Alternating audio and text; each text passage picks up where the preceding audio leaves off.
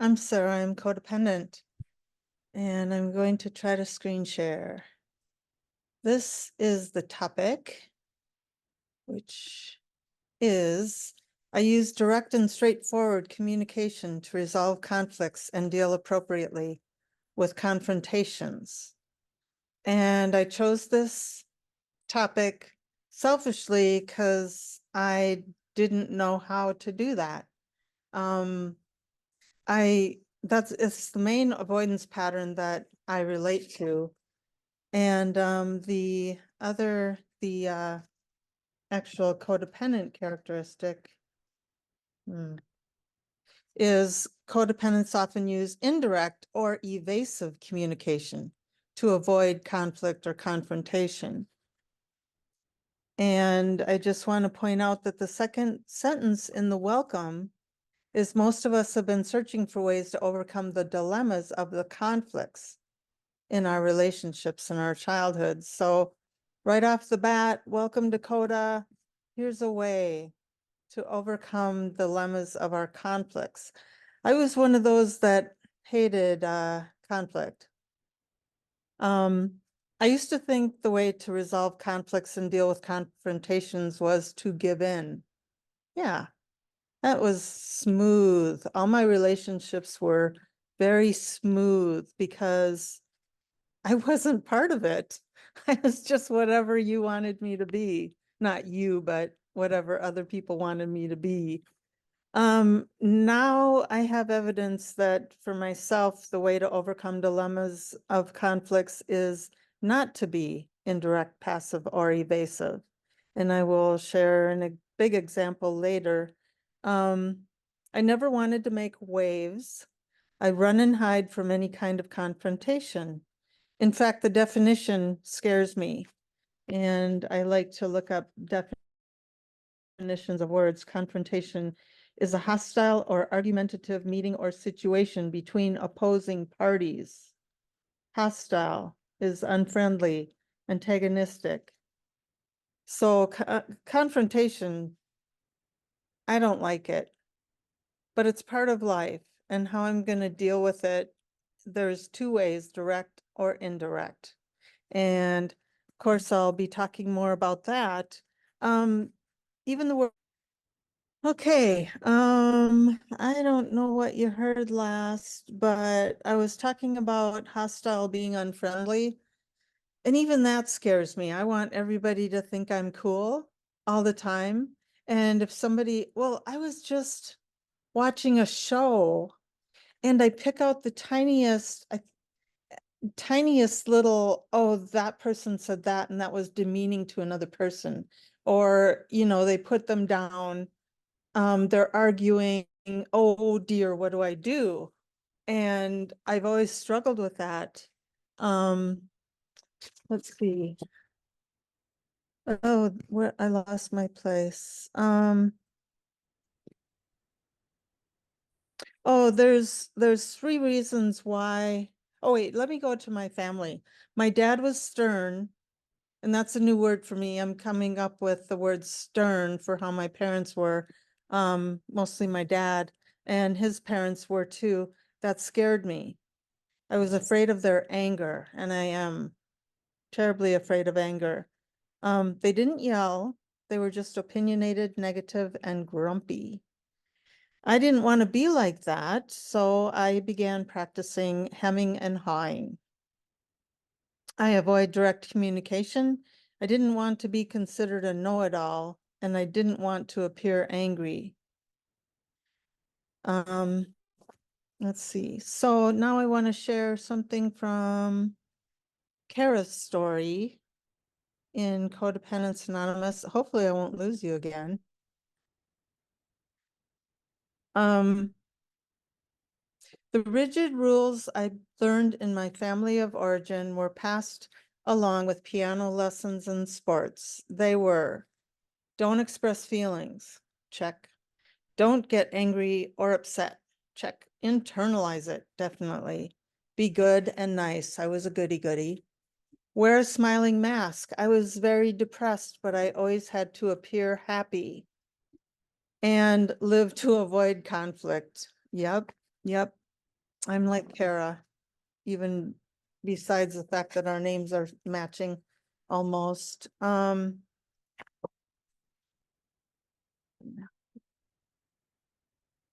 So let's see, I could also quote Terry's story in the CoDA book, if I can, there. Healthy confrontation was not something modeled at home. I learned not to rock the boat. And again, oh, this is the next one. I grieve the loss of communication in my family. All we do is joke together. Otherwise, we might experience unsettling feelings. And that's from Peeling the Onion. That this person like me didn't want to experience unsettling feelings. There's so many words for confrontation and conflicts, and I'm working on getting more comfortable with all of them because they're going to happen, and I tend to label things as good and bad, and not all conflicts and confrontations are bad. They just are. So this is about my family. They've been described as having their heads buried in the sand, and this means refusing to think about unpleasant facts, although they will have an influence on your situation, and refusing to acknowledge or deal with problems, danger, or difficulty, especially in the hopes, this is the biggie, they will resolve themselves. So I can just sit back and do nothing. There's also ambiguity and sugarcoating, and being evasive. And that pretty much describes how I used to be. Evasive is in the pattern. And that means I thought it was just like, oh yeah, I'm not really speaking up, but it's actually deceptive, misleading, and unclear. And that's another thing I'm striving to be very clear. I tend to be less clear when I'm nervous, so we'll see what comes out today. It drives my partner and probably others crazy when I don't deal with things. I'm lucky that my partner encourages me to speak directly. I know that's the best thing to do, but it scares me sometimes. Doesn't it drive you crazy when people aren't clear and direct? Yes, it does. I like when people are direct. Speak to me honestly, because then I don't have to try to figure out what they're thinking and feeling.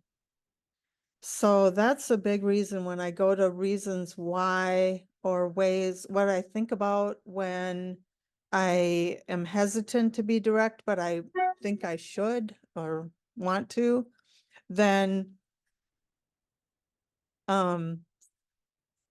that's when I remember that it works better to be clear.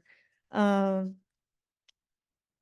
challenges I've had are knowing how I feel, take the initiative to say something, and then say it clearly. So I don't know if there's anyone on the planet who has said, I need to speak up more than I have. Sometimes I'm wondering if it's my personality. Can I be direct? Is codependency a personality? I've heard and read that codependency is a disease with a solution. So just like my tendency to not speak up might be a personality trait, but it's also, man, for me, it's just a sickness that I grew up with.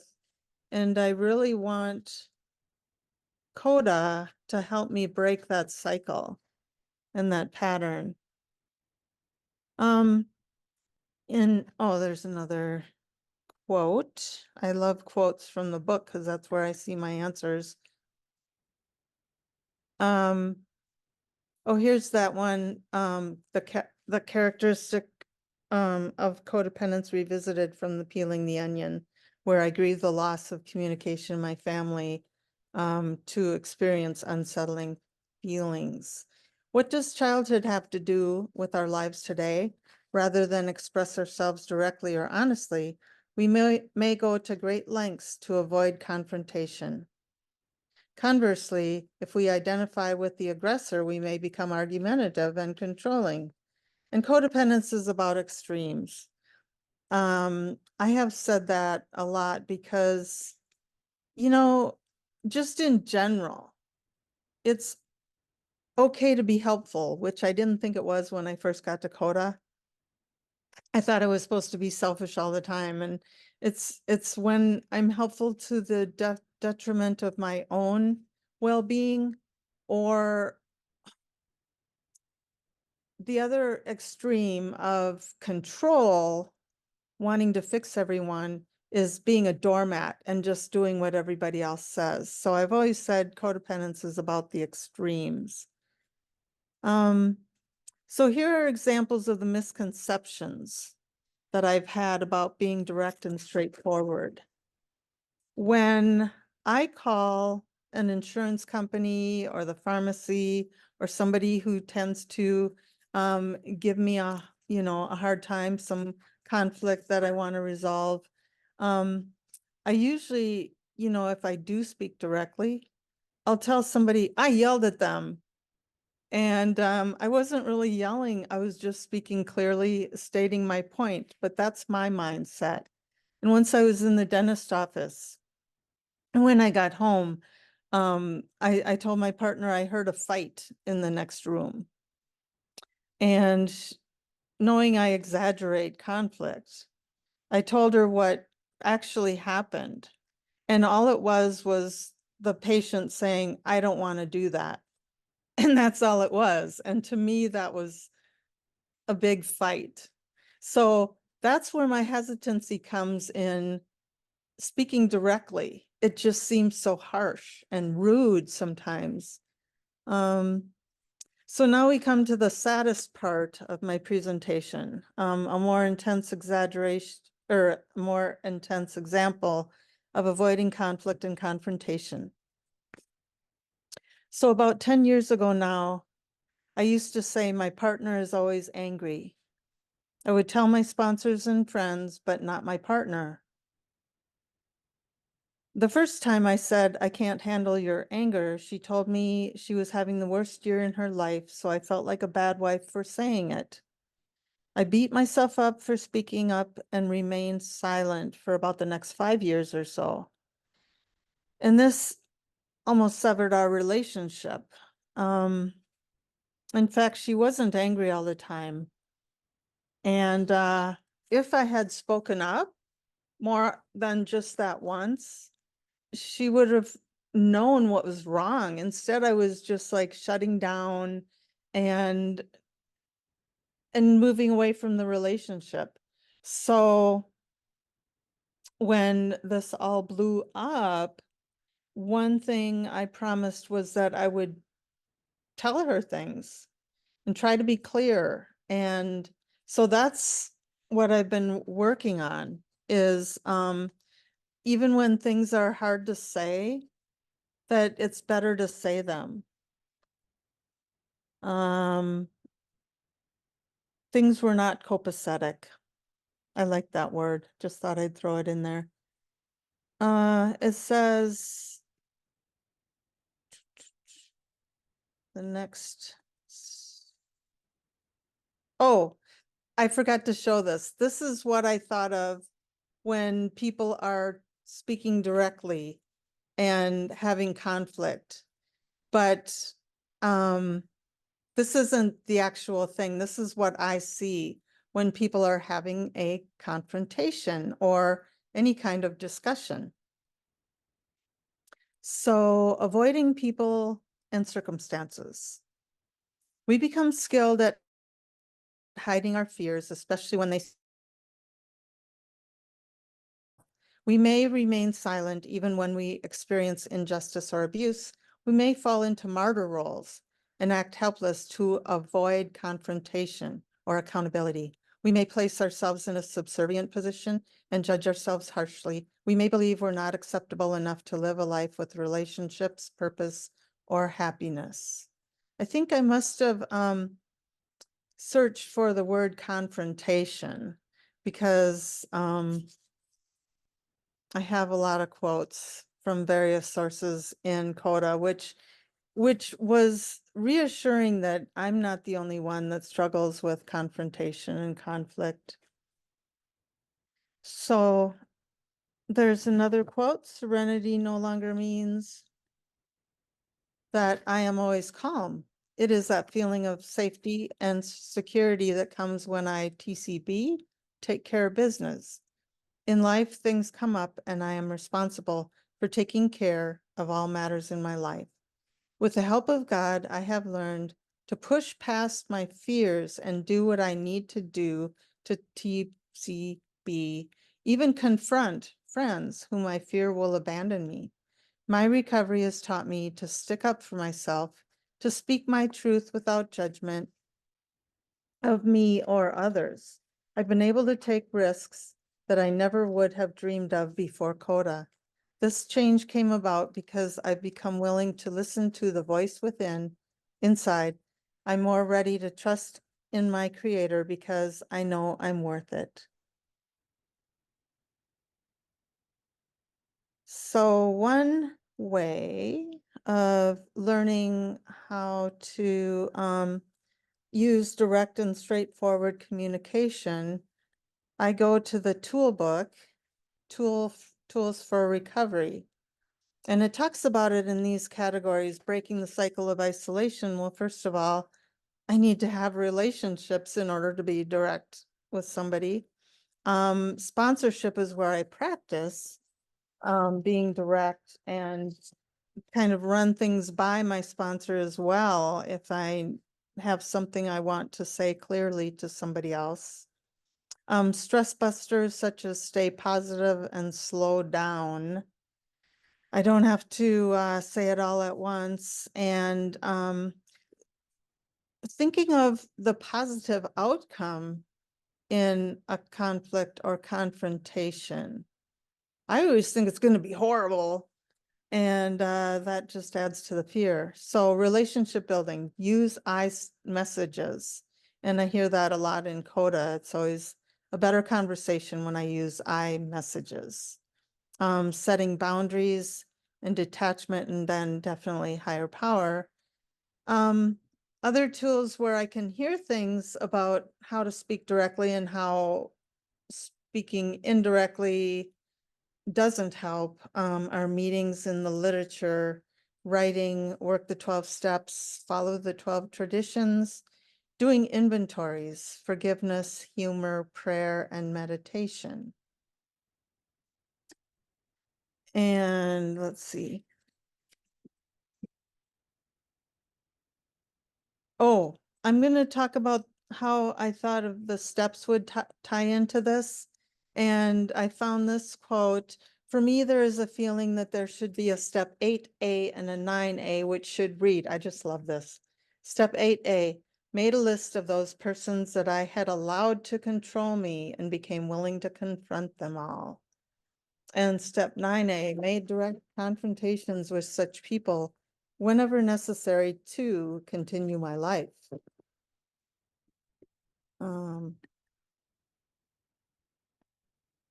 Okay.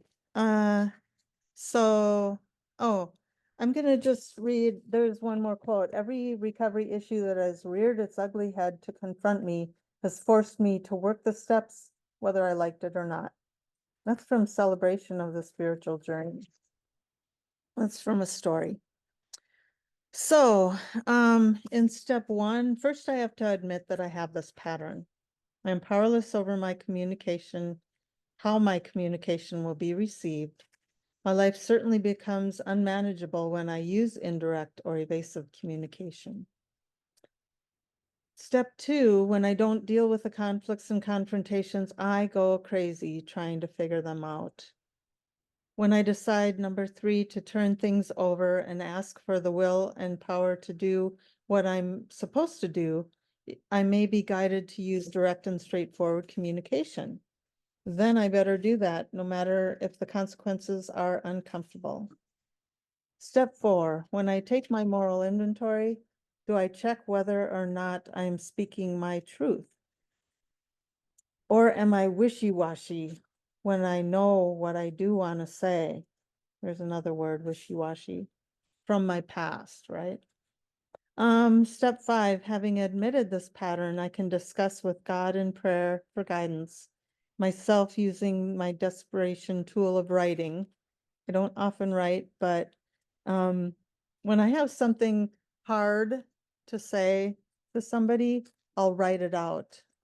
Discuss it with my sponsor and other recovery friends. And sharing about how to do these things that I do often have this pattern, and that I'm striving to do communication differently, helps me look at it and see how it isn't working, even by sharing in a workshop. So step 6, having seen something in myself that doesn't work for me, I am ready to change. And step 7, ask over and over in situation after situation to use direct and straightforward communication. And step 8, oh, the list of people I've harmed by trying to resolve things without actually dealing with them is huge. It is just not good for a relationship to lack honesty. Again, going back to the almost breakup with my partner. So 9, I have made direct amends to my partner for the years of using indirect or no communication to avoid conflict or confrontation. My living amends are to speak up.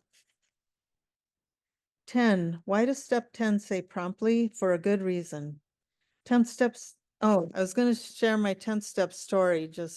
I think I have time. I'm doing all right.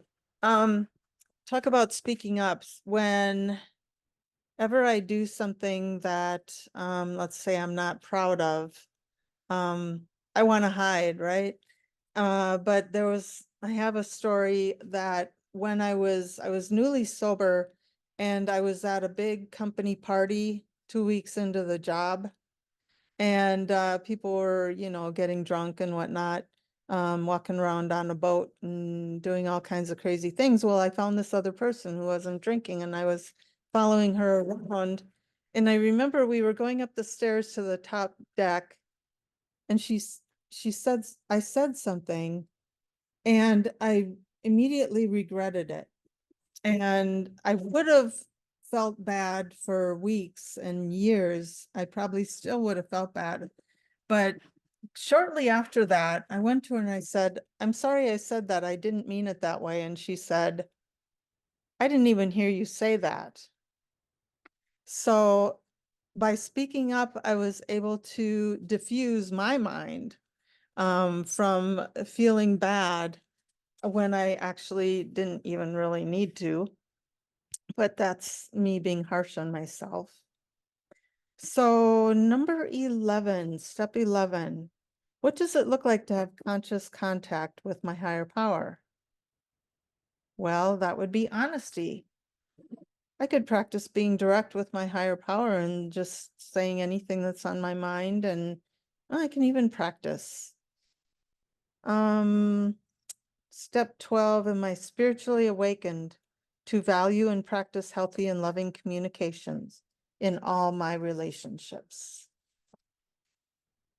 Oh, I do want to go deeper into steps 5 and 9 from reparenting strategy tips from the new book, Growing Up in CoDA.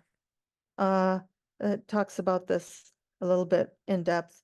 For step 5, as our own loving parent, we chose safe people who will listen with compassion, without judgment, and with some understanding of codependency. Many people ask their CoDA sponsor or CoDA member who has worked all 12 steps of Codependence Anonymous. Some choose a spiritual advisor, therapist, or clergy, though not a family member. Okay, here's the part. We share in a direct, open, and honest manner, which is the foundation of building a solid, healthy relationship with ourselves and others. With step 5, we cross a threshold of acceptance and understanding, taking ownership of our part, becoming a person of integrity. The intensity of our feelings and our pain subsides We have gained a measure of emotional sobriety and now have the clarity to consider our readiness to release the character defects in step 6. So I also have a quote from the CoDA workbook, and after that, I'll take a break. Step 9 is made direct amends to such people wherever possible, except when to do so would injure them or others. And amends are our pure truth without blame, distraction, justification, or manipulation. It's not only is it healthy to speak up for what I need directly, it is important to speak directly about the mistakes I've made or harm I've caused. That used to be the last thing I've wanted to do. I'd want to cover it up and justify it to myself and others. That never frees me from the memories of what I have done. It says sometimes this may be to people to whom we do not necessarily feel safe. At these times, it may be advisable to make direct amends. We can work with our sponsor, for instance, to find a meaningful way to make direct amends that are safe and will not risk our well-being. In other cases where we can make amends to the person directly, there are ways to care for ourselves. We can call a trusted person before and after, create a time boundary, ask for no feedback, and prepare ourselves beforehand to let go of the results. Our higher power is with us, and we can remember that we are capable of taking care of ourselves. And again, it says, when I'm making direct amends, there are ways to take care of myself. And I have more thoughts on that later. But that concludes my first half. It's halftime. Let's all go to the lobby. Let's all go to the lobby. I'm Sarah. Oh, I'm still codependent, but that's good because I'll keep coming back. So I was pondering how to change and be more direct and straightforward. Well, straight's going to be a tough one for me, but straightforward is a term used for being direct, speaking clearly, and not hiding like I used to. So I do it because I love myself, I respect myself and what I have to say, and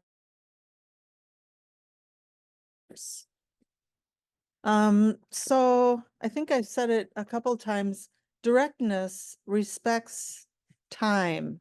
It respects my time. I don't babble on and not even say anything. That's hard to say right now. But it doesn't waste the other person's time, and that has more to do with respect as well. So when I express myself clearly, most people like it. And I like when others are clear with me. Then I don't have to guess or wonder what they're thinking. I think I said that before. So I just want to say the topic again. I use direct and straightforward communication to resolve conflicts and deal appropriately with confrontations. I did talk to my sponsor about this, and we kind of have a different take. We talked about that I don't always have to speak up in the moment, that I might say something I'll regret later. And so I don't have to deal with the confrontation immediately because it may make it worse. So I can let emotions calm down and then be direct. I may speak more clearly that way, and the other person might hear better. So being direct can be walking away for now, and so I don't have to make amends later. So that was revealing, and sometimes I do have to, oh yeah, no, wait, right now I need to say something, but it always helps. I think I say later that I could write down what I want to say and make sure it's clear, run it by other people. And then other thoughts that we had were, it's a conversation. If I just phrase it as a conversation, not a confrontation or a conflict, that's much better. I just want to be heard. And ask the other person, do you want to have a discussion like rational adults? Well, maybe I won't add that rational adults bit because that might be pressure for both of us. Is someone acting out? I can diffuse it and not add to it. I can say, I need a minute to think about what you're saying. My sponsor always says my number one job is self-care.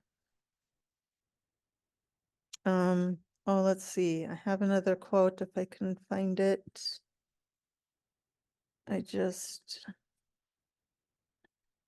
Uh-oh. Nope, I can't. Abort. It says, today I can leave, or I can stay and confront gently. And that's from our Codependence Anonymous book and Freedom from Denial. So when I'm going to be direct, I think about what is the point I'm trying to make? Can I separate the facts from my feelings? And what is the purpose of the conversation? And I don't mean to say facts are the only thing to talk about. Of course, I can talk about my feelings. But keeping them both in mind, I have a tendency to forget, like I want to speak about something and I forget a specific example. I've learned to write those down. Like if I'm going to come at somebody, I say, you keep doing this. It would be nice. They'll say, what are you talking about? It's a kind of a catch-22 because on the one hand, I'm writing it down so I don't forget. But then if I have a list of 10 things, I need to speak up when there's two. So that's motivation to not let it all pile up because then it gets ugly. I think other people have experienced that.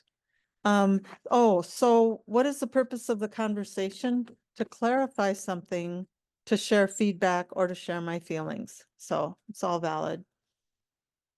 Some other things to consider are, is it a good time and place? Don't wait too long. To use I statements. To be considerate and not rude. Rip the Band-Aid off quickly. Oh. Be specific. Keep it simple and brief. Just say what I want to say.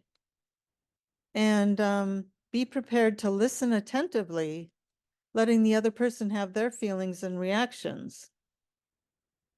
That doesn't, sometimes that affects me greatly. Like with my partner when she kind of didn't like when I told her I thought she was angry too much. And then I didn't speak up for a long time instead of continuing to speak my mind. I didn't like the reactions, but just holding it all inside was not good. So I can't always expect to get my way. I thought, oh, yay, I'm speaking up. I'm going to get what I want now. But that's not always the case either. Even if I do the right thing, it may happen the way it happens. So I can be aware of my facial and body expressions. I can speak because I care and want resolution and a healthy relationship. That's why I'm doing this. So here's some more motivational thoughts. Remember times that I did not use direct communication. They teach me that that does not work. Believe it is actually painful to me and harmful to the relationship.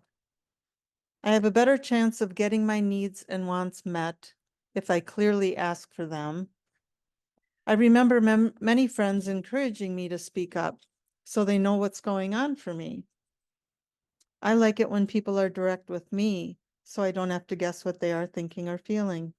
It is my desire to resolve conflicts and deal appropriately with confrontations. Indirectness will not lead to resolution. My confrontations were not dealt with appropriately. My confrontations meaning that people confronted me because before CoDA, I rarely, if ever, instigated a confrontation. Thinking back, yeah, not so many confrontations were initiated by me. Oh, I can't wait to do that. Yeah, I can. Dealing with something gives me satisfaction and closure. Resolution rarely happens magically. It does not happen if I don't speak up. And let me try one more thing. Oh, how do I? Okay, maybe I can just do this. Shoot. Where'd it go? Okay, I don't know if you can hear this, but I'm going to play it. No.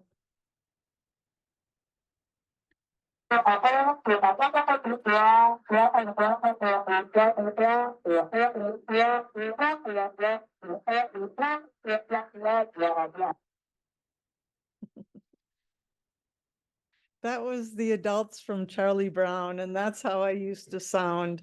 Not very clear or direct. So I will just close by saying I want my own voice, whether it turns out to be right or wrong or just right.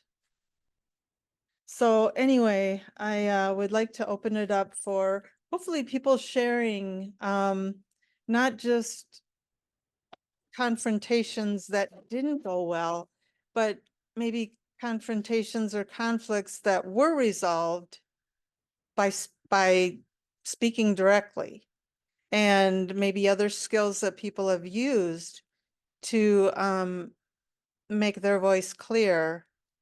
And so that's all I've got, and thanks for listening.